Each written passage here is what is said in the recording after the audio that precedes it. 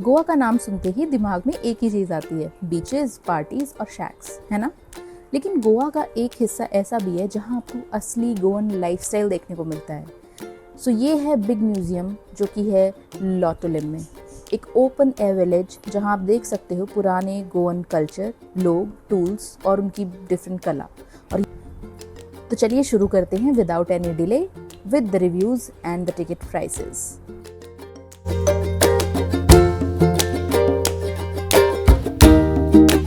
नाम सुन के ऐसा लगता है कि बिगफुट म्यूजियम एक बहुत ही कोई मिथिकल बिगफुट क्रिएचर के बारे में होगा, लेकिन यहाँ पे बिगफुट की एक अलग ही स्टोरी है। इसमें कल्चरल चीज़ें आपको देखने के लिए मिलती हैं। एक कल्चरल म्यूजियम है जिसमें गोवन लाइफ, गोवन लोग, उनका रूरल लाइफस्टाइल कैसा था वो जो है वो पूरा रिक्रिएट किया गया है। और इसका नाम जो बिगफुट है वो किसी पुराने एक स्टोरी से पढ़ा है, जिसका मैं आगे आपको भी बताती हूँ जब हम बिगफुट देखेंगे।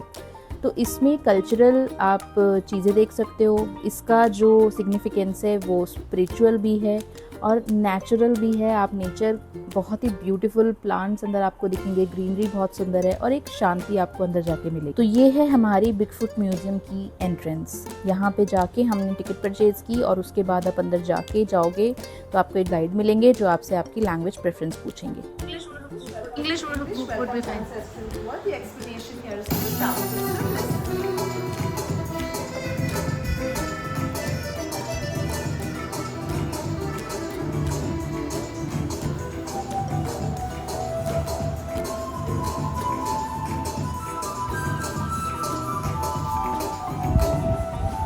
Welcome to Ancestral Goa.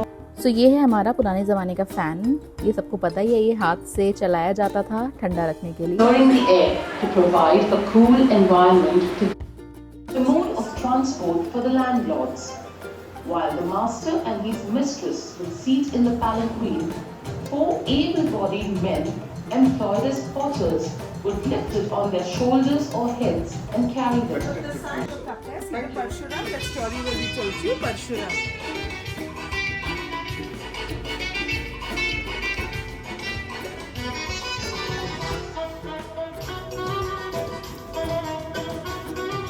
तो शुरुआत हुई है लॉर्ड परशुराम के स्कल्पचर से, जो कि आप देख सकते हो यहाँ पे दिखाया गया है। और यहाँ पे म्यूज़िक बहुत अमेजिंग प्ले होता है पूरे टूर में।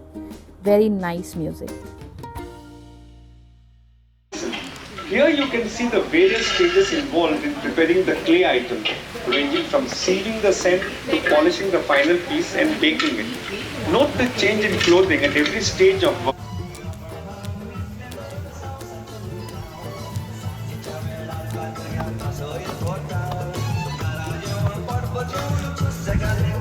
Hello, I am Damyang, the local fisherman. Why are you gaping at me? Is it because of what is covering me? Oh, this is the rainwear that we Goans use, made entirely from a coconut palm leaf. It protected us from the rain and also the blazing sun. Goa और fish दोनों साथ साथ चलते हैं। तो यहाँ पे fisherman और फिश, इतने ज़्यादा सोल है गोवा की कि यहाँ पे एक डेडिकेटेड सेक्शन ही बनाया गया है फॉर फिशरमैन। यहाँ पे एक फिशरमैन है जिनको दिखाया गया है।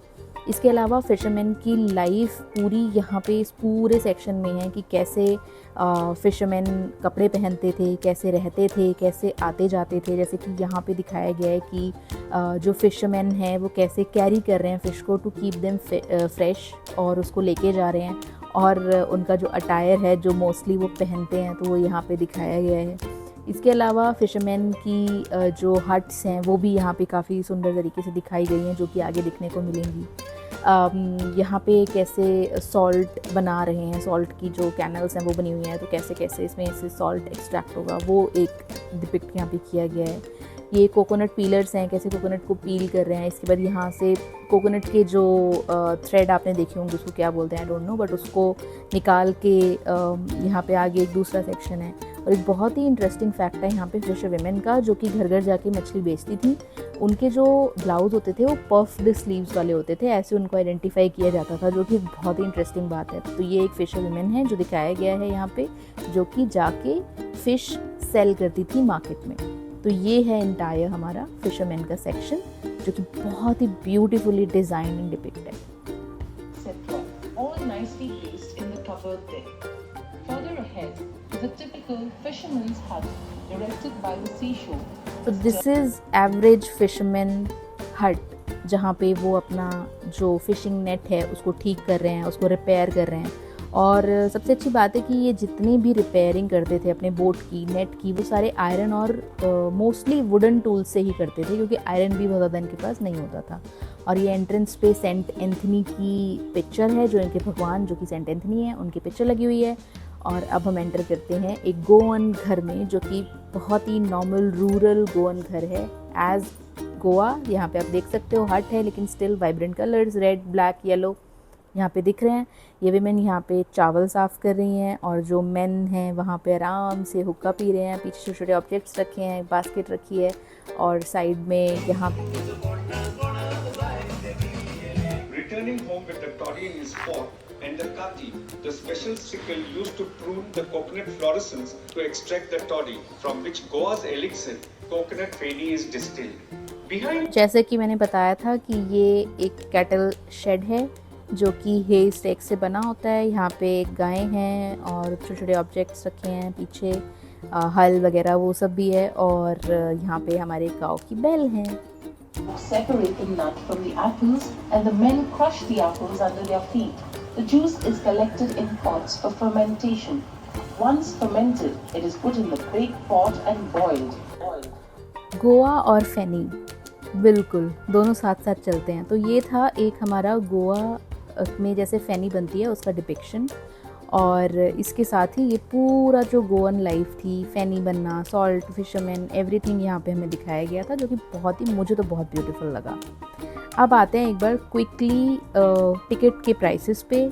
जो इसका प्राइस है टिकट का वो 300 रुपीज़ है, जिसमें कि आपको अगर कैमरा यूज़ करना है तो आप 20 रुपीज़ एक्स्ट्रा दो, फ़ोन यूज़ करना है तो 20 रुपीज़ एक्स्ट्रा दो। मतलब जितने डिवाइसेस पे आपको कैप्चर करना है आपको उस हर डिवाइस के 20 रुपीज़ देने होते हैं। तो this is how it is. So हमने परचेज़ की 640 रुपीज़ की टिकट, और वर्थ इट है definitely. The tools of the carpenter's trade, along with their coats, are on display. Behind you is the gold shepherd called Bengal, who live in the hills of the Coyotes and tend to mostly goats, though they also have some cattle heads. At times, especially during the sowing and harvest season, This is for bread, madam. Good morning, sir. Hello. Hello. This is shopping center. जैसा कि दीदी ने बताया, ये है shopping centre. यहाँ पे आप खरीद सकते हैं गोवन कप्स और अलग अलग crockery, plates, purse, wallet, lunch box, carry bags, shell, jewellery, fridge magnets, necklaces, earrings, और शेल से बनी हुई चीज़ें, डिफरेंट छोटे छोटे सुवेनियर्स। तो बहुत सारी चीज़ें आप यहाँ पे खरीद सकते हो। यहाँ पे जो सामान है वो ऐसा लगता है कि काफ़ी पुराना है, जो कि ठीक है, वो इसमें कोई प्रॉब्लम नहीं है, लेकिन स्टिल आई वुड सजेस्ट कि आप बाहर से शॉपिंग करो, ज़्यादा अच्छा है। लेकिन यहाँ से भी डेफिनेटली आप एक छोटा सा कुछ ऑब्जेक्ट तो परचेज़ कर ही लो, क्योंकि ये लोग भी यहाँ पे हैं, तो आई थिंक थोड़ा सपोर्ट हमें करना चाहिए। तो हमने इस बार तो कुछ नहीं खरीदा, लेकिन पिछली बार हमने बहुत सारी चीज़ें खरीदी।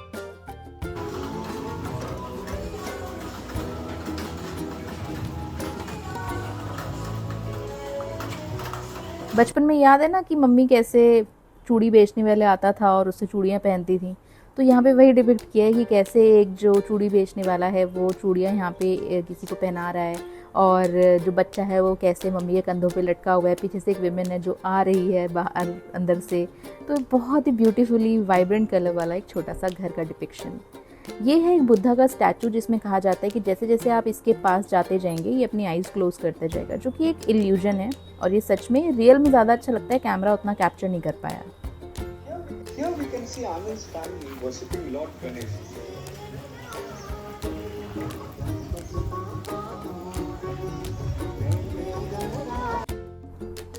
ये दिखाया गया है यहाँ पे एक चर्च, जिसमें कि एक ब्राइड आफ्टर मैरिज बाहर आ रही है, जो कि ब्यूटीफुली डिपिक्टेड अगेन है ना, और सुंदर लग रहा है।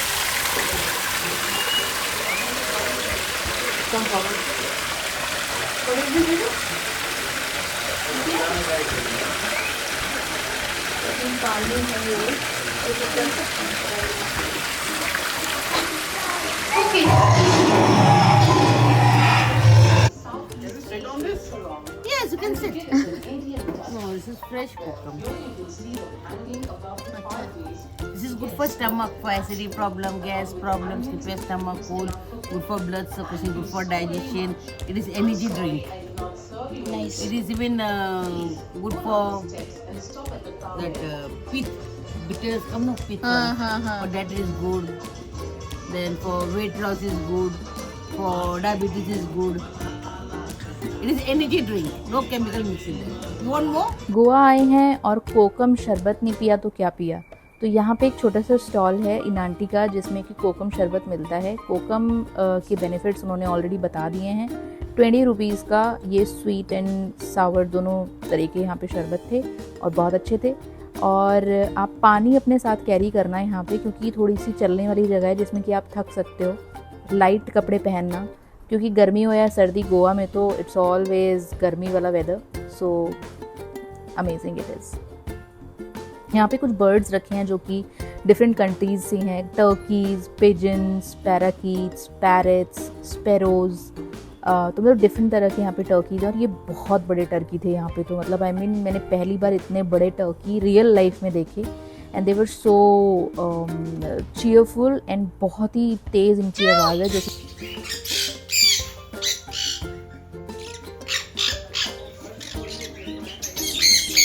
और ये एक मिरर है, विंटेज मिरर। जैसे कि मैंने कहा यह एक एंशियंट जगह है, तो यहाँ पे बहुत ही विंटेज चीज़ें यहाँ पे काफ़ी देखने को मिलती हैं। ये है एक शोकेस यहाँ पे मिरर्स का। यहाँ पे I think more than 10 mirrors यहाँ पर हैं, जिसमें कि अलग अलग जगह से ये मिरर्स यहाँ पे रखे हुए हैं। और कुछ मिरर सेंचुरीज़ पुराने भी हैं, जैसा कि सो मिरर देखने के बाद हम यहाँ पे जिसके लिए आए हैं, द बिग फुट। तो यहाँ पर अब हम अगला जो चीज़ है वो देखेंगे, बिग फुट, जिसका थोड़ा सा स्पिरिचुअल सिग्निफिकेंस है। अभी तक हमने कल्चरल पूरा म्यूज़ियम देखा जिसमें कल्चरल रिच चीज़ें थी, वो सब हमने देखी। और अब हम आ रहे हैं अपने स्पिरिचुअल साइड की तरफ। बिग फुट का जो स्टोरी है वो काफ़ी फैसिनेटिंग है। ऐसा कहा जाता है कि जो ये सेंट और संत जो हमारे थे थी, और वो काफ़ी अच्छे दिल के इंसान थे, काफ़ी हेल्प करते थे लोगों की। और उन्होंने इतनी ज़्यादा अच्छे काम किए कि भगवान उनसे खुश हो गए और उनको एक वरदान दिया, और उनका नाम था महादर। और इतना जो वरदान था वो यही था कि मतलब उनका जो फुट है वो हमेशा यहाँ रहेगा, और उसके बाद लोग उसको देख के ये वैल्यू सीखेंगे कि कैसे हमें दूसरों की हेल्प करनी है, अच्छी अच्छी चीज़ें करनी है, ताकि हमारी लाइफ में सब कुछ अच्छा हो, दुनिया में सबका अच्छा हो। तो यहाँ पे वही उनका ये फुट है, और उनके ही ये खड़ाऊ हैं जो यहाँ पे रखे हुए हैं, इसमें कि पूरे हमारे सारे गामापा जो होता है उसके हिसाब से यहाँ पे अलग अलग इसका म्यूज़िक है। और ये है हमारा ओवरऑल बिग फुट का स्पिरिचुअल वाला सेक्शन, आई वुड से, जो कि यहाँ पे ख़त्म होता है। कल्चरल सेक्शन देख लिया, स्पिरिचुअल सेक्शन देख लिया। अब यहाँ पे नेचुरल सेक्शन हम देखते हैं, जहाँ पे बहुत सारे सुंदर सुंदर प्लांट्स आपको दिखेंगे, बहुत सुंदर सुंदर आपको स्पॉट्स दिखेंगे जहाँ पे आप फ़ोटो क्लिक कर सकते हो, बैठ सकते हो, थोड़ी देर चिल कर सकते हो। ये एक बहुत ही ब्यूटीफुली बिल्ट जगह है जहाँ पे आपको हर तरह की फीलिंग वाइब आएगी, और हर तरह के इंसान को ये पसंद आएगी। जिसको सिर्फ नेचर पसंद है उसको भी पसंद आएगी, जिसको सिर्फ हिस्ट्री पसंद है उसको भी पसंद आएगी। इसके बाद जो हमारा फाइनल चीज़ है वो है मीराबाई का स्कल्पचर, तो हम वो देखेंगे। ऐसा कहा जाता है कि इंडिया में ही है ये ओनली लेटराइट का स्कल्पचर जो कि एक ही स्टोन से कार्व करके बना है। इसमें कहा जाता है कि बहुत ही डिटेल्स, एंकलेट्स, कुमकुम, सब कुछ बहुत ही डिटेल में दिखाया गया है। तो ये था big foot museum, rich with culture, heritage and everything. Worth visiting, and that's all.